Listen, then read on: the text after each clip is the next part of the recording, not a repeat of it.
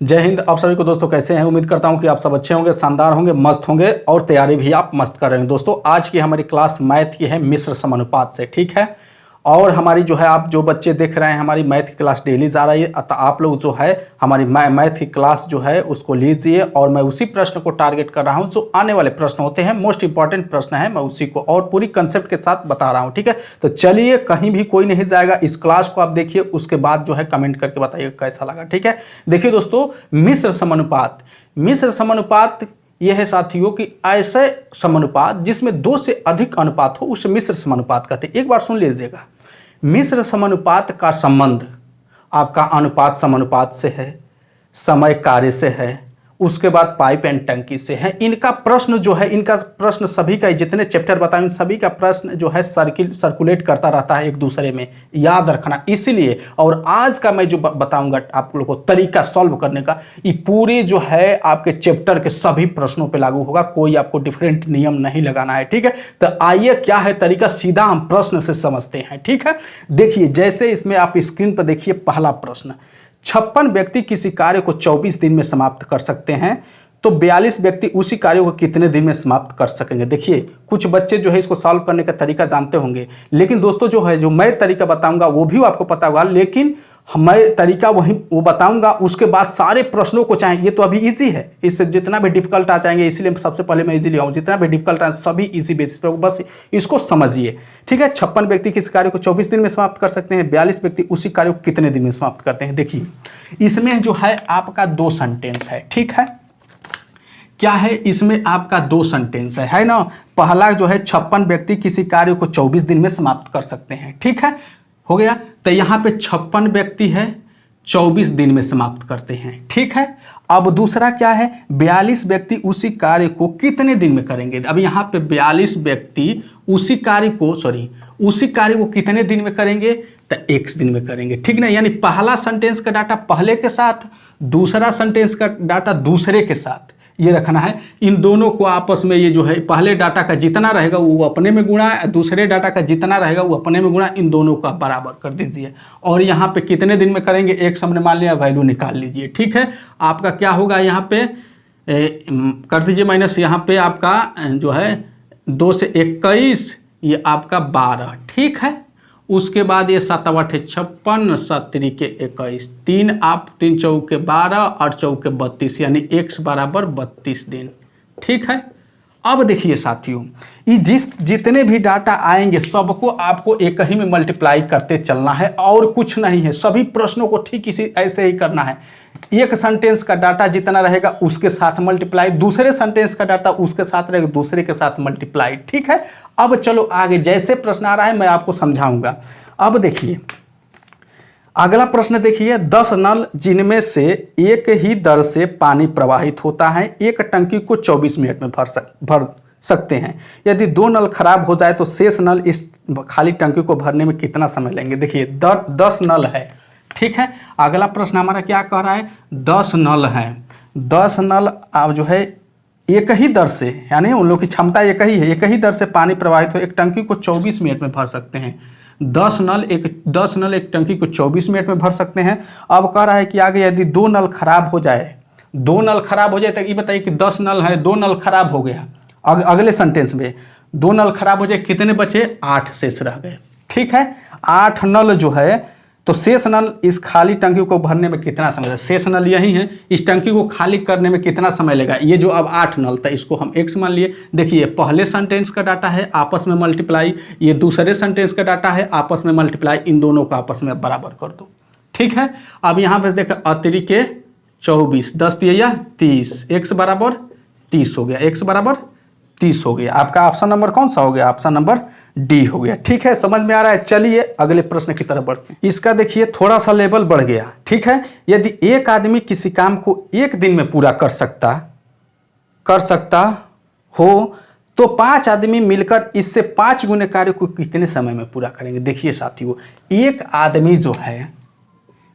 आदमी किसी कार्य को 1 दिन में पूरा कर सकता है। एक आदमी किसी कार्य को 1 दिन में पूरा कर सकता है, किसी कार्य को मतलब कि 1।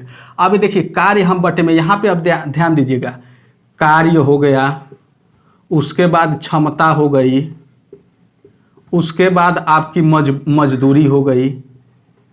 ये अगर जो है क्वेश्चन में ये जो है पॉइंट दिया हो कि कार्य जो है इतना है या फिर क्षमता उसकी इतनी है या फिर मजदूरी इतना है, ये अगर दिया हो डाटा, कार्य क्षमता मजदूरी का आंकड़ा दिया हो, तो हमेशा वो बटा में जाएगा। और बटा में कैसे जाएगा? वो पहले सेंटेंस का अगर डाटा है तो पहले ही सेंटेंस के जाएगा, और दूसरे सेंटेंस का डाटा है तो दूसरे के ही साथ जाएगा। जैसे यहाँ पे एक आदमी एक दिन में कार्य कर सकता है, ठीक ना, क्या कर सकता है? एक काम को, तो एक काम बटा में। देखिए ये पहला सेंटेंस के लिए एक आदमी किसी कार्य को एक दिन में कर सकता है, यानी एक कार्य है उसको एक दिन में कर सकता है। एक आदमी एक कार्य, गुणा हो गया आपस में इस डाटा के अनुसार।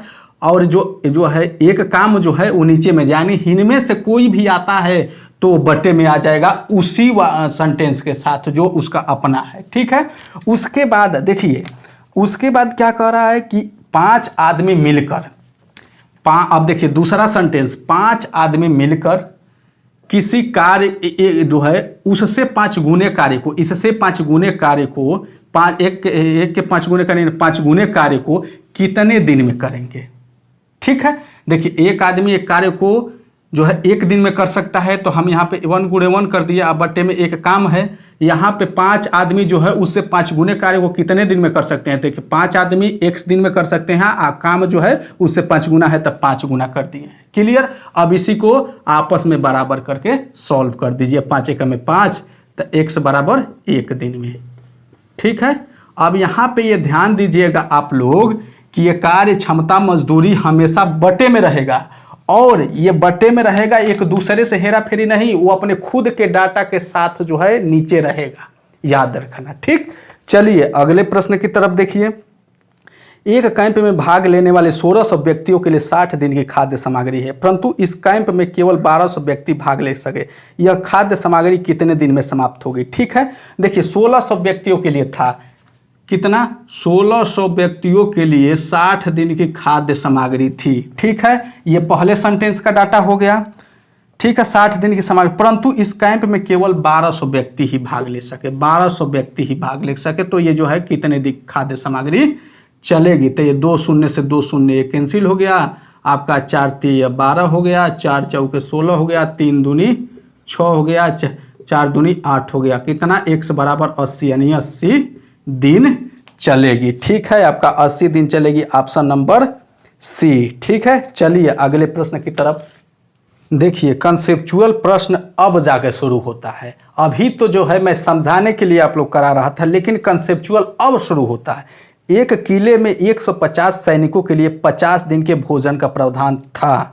20 दिन बाद 50 सैनिक किले को छोड़ के चले गए, बाकी बचा भोजन कितने दिन तक चलेगा? देखिए इसमें अब सेंटेंस आप ढूंढेंगे नहीं मिलेगा।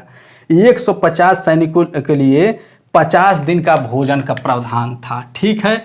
150 सैनिकों के लिए 50 दिन का भोजन का प्रावधान था, लेकिन घटना क्या घटी? 20 दिन बाद 50 सैनिक किले को छोड़ के चले गए।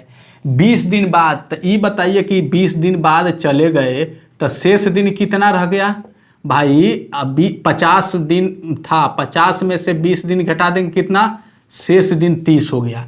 तो ये जो 150 सैनिक थे, तो इनको ये जो है 30 दिन जो है इसको खा सकते थे, ठीक है। ये अब 30 दिन के लिए जो है खाद्य सामग्री थी, अब 50 दिन की। यहाँ पे अब कंसेप्चुअल देखिए, एक किले में 150 सैनिकों के लिए 50 दिन का तो भोजन का प्रावधान था, तब यहाँ पे 150 गुणे 50 नहीं लेंगे, यहाँ पे 20 दिन बाद घटना घट गई है, इसीलिए शेष दिनवा जो है इस 50 में से 20 दिन घटा के जो शेष दिन आएगा उसको हमको लेना है, ठीक है। किले छोड़ के चल गए, बाकी बचा भोजन कितने दिन चलेगा? तो ये बताइए कि ये तो पहला हो गया डाटा। अब आ जाइए, 50 सैनिक चले गए तो शेष सैनिक कितने रह गए? 100। अब यही 100 सैनिकवा जो है कितने दिन खाएंगे? x दिन। अब ये जो है गुणा है ये भी कर दीजिए, अब दोनों को बराबर कर दीजिए।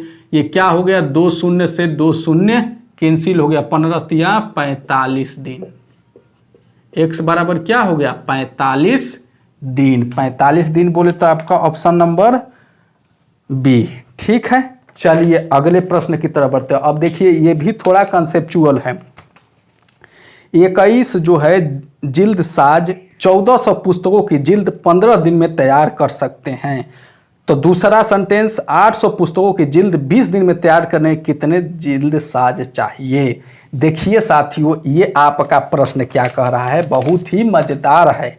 ठीक है, अब देखिए कह रहा है कि 21 जिल्द साज हैं। ठीक है, 21 क्या करें, 1400 पुस्तकों की जिल्द 15 दिन में, 1400 पुस्तकों की जिल्द 15 दिन में, ये आपस में मल्टीप्लाई हो गया। आइए जो 1400 पुस्तक पे ये नीचे आ जाएगा। नीचे क्यों आ जाएगा कि 1400 पे काम हो रहा है, ये जो किताब 1400 है इसी पे तो काम कर रहे हैं। तो मैं आपको क्या बताया कि काम जो हैगा नीचे आ जाएगा, मजदूरी क्षमता काम नीचे आ जाएगा। तो ये 21 जिल्दसाज जो है 15 दिन में 1400 किताब पे काम करते हैं, नहीं इस पे काम कर रहे हैं, ये यही कार्य कर रहे हैं, किताब कहते हैं, इसीलिए नीचे आ जाएगा, यही समझना है। ठीक है, उसके बाद अब क्या कह रहा है दूसरा सेंटेंस में कि 800 पुस्तकों की जिल्द। अब देखिए दूसरा डाटा में 800 पुस्तक नीचे हो गया, 800 पुस्तकों की जिल्द 20 दिन में करने के लिए कितने जिल्दसाज चाहिए, तो 1 चाहिए। क्लियर। अब 2 शून्य से 2 शून्य यहाँ कैंसिल कर दीजिए, 7 दूनी 14, 7 के 21, ये क्या हो गया, 2 चौके 8 हो गया, 4 5 20 हो गया, 5 तिया 15 हो गया। आइए देखिए 3 गुणे 3 9 हो गया, इधर x बचा है, x बराबर 9, यानी कितने चाहिए, 9 जिल्दसाज आपको चाहिए। ठीक है, चलिए अगले प्रश्न। अगला हमारा प्रश्न है साथियों, 60 आदमी 14 दिन में 280 किग्रा चावल का उपभोग करते हैं, 30 आदमी कितने दिन में 120 किग्रा चावल का उपभोग करेंगे। देखिए 60 आदमी 14 दिन में, ठीक है, 60 आदमी 14 दिन में, 60 गुणे 14 कितने उपभोग, 280 किग्रा चावल का उपभोग करते हैं। तो ये बताइए कि 280 जो है नीचे रखेंगे कि ऊपर ही रखेंगे। 280 का उपभोग करते हैं, यानी उनकी खाने की क्षमता 280 किग्रा चावल है, तो क्षमता हुआ चाहे कार्य हो चाहे मजदूरी नीचे आ जाएगा। 60 आदमी जो है 14 दिन में इतना चावल खाते हैं, तो एक तो पहले नंबर तक काम भी कर रहे हैं, 280 किग्रा चावल खाने का काम कर रहे हैं, या फिर उनकी क्षमता भी इतनी है, इसीलिए नीचे आ जाएगा। अब दूसरा डाटा क्या कह रहा है, 30 आदमी कह रहा है, तो 30 आदमी कितने दिन में का मतलब कि एक दिन में आपका 120 किग्रा का चावल का उपभोग करेंगे कह रहा है। ठीक है, तो अब देखिए शून्य से शून्य कैंसिल कर दीजिए, 7 चौक 28, 7 दूनी 14, 4 तिया 12, 3 कम 3 10 हो गया, शून्य से शून्य यहाँ कैंसिल हो, 6 दूनी 12 आपका कितना, तो 12 दिन में आपका ऑप्शन नंबर बी। ठीक है, चलिए अगले प्रश्न देखिए। आपका अगला प्रश्न है साथियों कि यदि 12 बढ़ई प्रतिदिन 6 घंटा कार्य करके 24 दिन में 460 कुर्सियां बनाते हैं, तो 18 बढ़ई प्रतिदिन 8 घंटे कार्य करके 36 दिन में कितनी कुर्सियां बनाएंगे। देखिए, ठीक है, एक लाइन का सवाल है सब। यदि 12 बढ़ई, ठीक है, देखिए 12 बढ़ई प्रतिदिन 6 घंटे कार्य करके 24 दिन में 460 कुर्सियां बनाते हैं। 460 कुर्सी यानी 460 कुर्सी बना के वो काम करते हैं, 460 कुर्सी पे वो काम कर रहे हैं, तो काम हो गया, तो नीचे आ गया। ठीक है, अब आज ये दूसरा डाटा क्या कह रहा है, बराबर, तो 18 बढ़ई प्रतिदिन 8 घंटा कार्य करके 36 दिन में, है ना, 36 दिन में कितनी कुर्सियां बनाएंगे, x। बस यहीं को कट पिट कर लीजिए, आपका आंसर आ जाएगा। आपका यहीं देखें 12 36, 3 8 24, यहाँ 8 से 8 ये कैंसिल, 6 18 हो गया आपका, तो सब कैंसिल हो गया। तब बाई क्रॉस मल्टीप्लाई करते हैं, x बराबर ये 460 गुणे ये 3 हो गया। ठीक है, 0 3 6 18 के 8 में, हाँ 8 हासिल 1, 3 चौके 12 1 13, 1380 कुर्सियां बनाएंगे। ठीक है, 1380 आपका ऑप्शन नंबर डी। ठीक है, तो दोस्तों इसी क्वेश्चन के साथ आज की क्लास कंप्लीट होती है। एक लाइक और शेयर वीडियो को जरूर करिएगा, कमेंट करके जरूर बताइए क्लास कैसी लगी, और मैं इसी प्रश्नों के साथ कल आपके सामने समय से उपस्थित रहूंगा। ठीक है।